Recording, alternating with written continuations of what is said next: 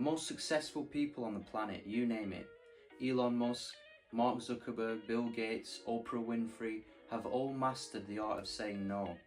Saying no is one of the most important skills you can develop. It frees you to pursue your interests, both personal and professional. To that end, it will boost your productivity, improve your relationships, and fill you with a sense of confident calm that may seem alien to you at this moment. As this book subtitle suggests, how to stand your ground, reclaim your time and energy, and refuse to be taken for granted without feeling guilty. This book will revolutionize your world. In part 1 of this book, he talks about the people-pleasing habit. Damien Zachariades. I like the phrase that Damien uses. Starting this section, he introduces himself as a recovering people-pleaser. I used to be a people-pleaser myself, and it is a very easy trap to fall into, partly because you want to be accepted by everyone, but being true to yourself is so important instead of trying to fit in, let's be honest. The first thing to do if you're a people pleaser is set healthy boundaries. You can do this by stop making excuses. We make excuses in order to look good. People pleasing just doesn't work, because if you try and please everyone, you'll please nobody.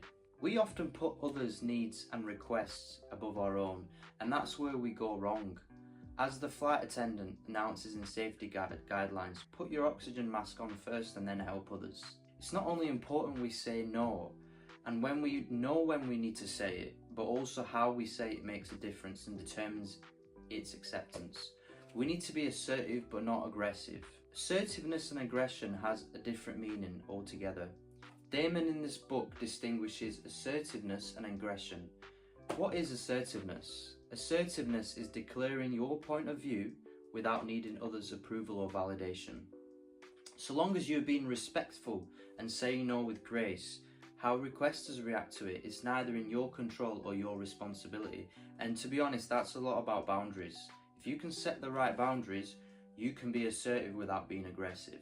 Let's talk about aggression now. Aggressiveness is quarrelsome.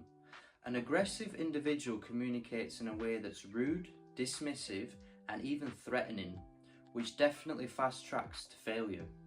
As they say, people may forget your no, but they will never forget how you said it, which is why it's so important to know how we say the word no.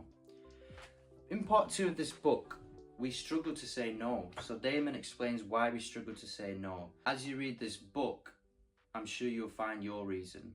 Here are a few reasons from 11 listed in the book. Woman with angry face is number 1. We want to avoid offending people. Most people take no as a personal rejection, and they don't understand that denying a request is not the same as rejecting the person. Very few people are willing to stand their ground and bear the consequences. Number 2, we want to avoid seeming selfish. We care how others perceive us and often consider others' opinions of ourselves more important than our own.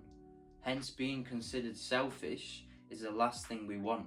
We often say yes to being liked by others. And I've done this in my life a lot of times.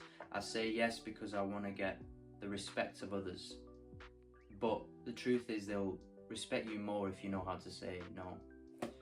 The fear of missing out is number 3, FOMO. We live in times of too many choices that arise every single second. We want to experience everything, let's be honest. We want to be part of something. We want to do everything, we want to be everywhere at all times. We're often afraid of missing out on opportunity if at all we say no. The desire to help others is number 4. We all have a desire to help others, right? It gives immense pleasure in knowing that we were of help and often help others to boast about it later.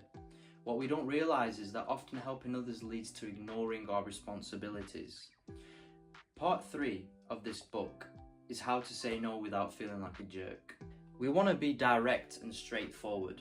A direct yet respectful no is much more better than giving a response that sends mixed signals to a requester. Being direct sends a clear message and it conveys confidence. You may consider sharing why you're turning down requests of help. The best approach is to be direct, honest, and respectful. Replacing no with another word. This is my favourite. It is always important to use right words. Telling what you are going to do instead of what is asked is much better than a direct no, as not many people are good in handling no. Like when colleagues ask you to join for a drink, instead of you saying direct no, you may say, "You guys go ahead, I have dinner planned with family," or whatever is your reason for not joining for a drink. You can also ask the requester to follow up later. This works better in office spaces. Instead of an outright no, you may ask the requester to ask, "Check later at a certain time to check if you can accommodate him." So essentially you're buying time here.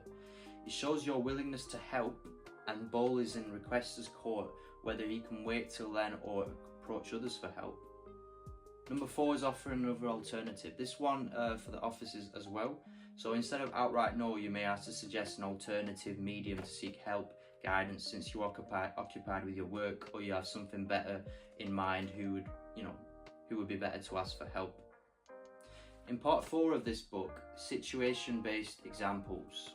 So he names some situation-based examples in part 4, which is quite interesting. So how to say no to friends. As they say, friend in need is friend indeed.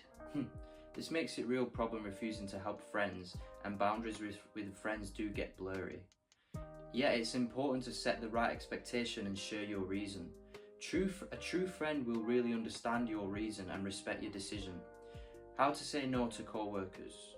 As most of us spend 1/3 of our day at work, maintaining a healthy relation at office is prerequisite. Though with strategies given in part 2 would be of great help in turning down requests gracefully. Then finally, how to say no to ourselves. At any given moment or time, we're subject to temptations that threaten to consume our time, money, labour and other resources. Such temptations usually direct us from our goals. Being able to resist them, essentially saying no to ourselves, is key to living a healthy and a rewarding life. Guys, saying no is truly a profitable word, and this video is just to say that if you master the art of saying no and work out why you are actually struggling to say no, will help you 1,000 times to increase your life expectancy, essentially, because you're going to feel healthier, you're going to feel better, you're going to feel more peaceful. I'm not saying you're going to live 1,000 times longer, because that's impossible, but what I do promise you is if you master the art of saying no, you will be respected more, and you will find more time, and you will be a more healthier individual. If you found value from this video, do click the subscribe button, do like this video, and let me know your reason for not being able to say no. Is it because you struggle to set boundaries, or is it because you're afraid of what others would say, or is it because you're a people pleaser, which is a very common theme in our day and age? Saying no is truly profitable. Say it more, guys.